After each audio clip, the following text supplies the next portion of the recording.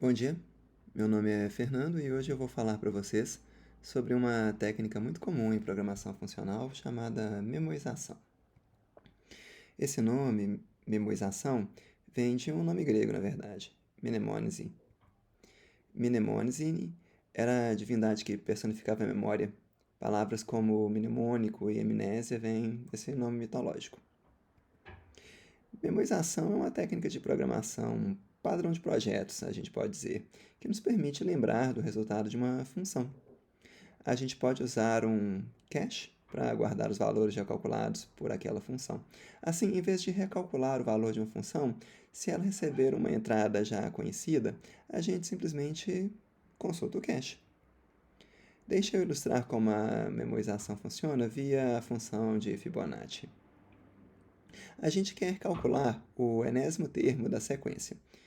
Você lembra como a gente calcula a sequência de Fibonacci?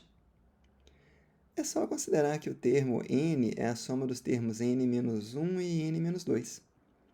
Quanto ao caso base, a gente vai considerar que f de 1 é 1 e f de 2 é 2. Aqui está uma implementação em Python. Trata-se de uma função recursiva. A gente tem que fib de n é fib de n-1 mais fib de n-2. E o caso base ocorre se n é menor que 3. Mas enfim, será que essa implementação é eficiente? A gente pode medir o tempo de diferentes chamadas da função. Em Python é super fácil medir o tempo de execução. A gente até já fez um decorador para isso, lembra? Vamos ver quanto tempo a função leva para calcular os termos entre 20 e 40, pulando de 2 em 2.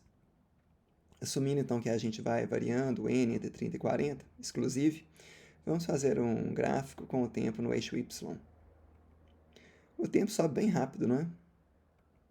Quando eu fiz esses experimentos, levávamos 5 milissegundos para calcular a fib de 20 e 4,8 segundos para calcular a fib de 38. Trata-se de um crescimento de 950 vezes. O que acontece é que nossa função se chama recursivamente duas vezes para cada valor de n. A quantidade de chamadas dobra para cada n. Trata-se de um crescimento exponencial. Por exemplo, para calcular a fib de 7, a gente começa com uma chamada que faz mais duas, fib de 6 e fib de 5. Fib de 6 faz mais duas chamadas e assim por diante. No final, para calcular fib de 7, a gente chama a função fib 25 vezes. É muita chamada de função.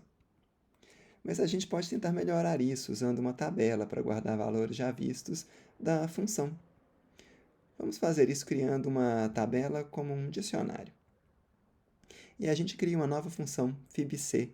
Sempre que formos chamar fibc de cache, a gente olha se o valor de chamada já existe nesse cache.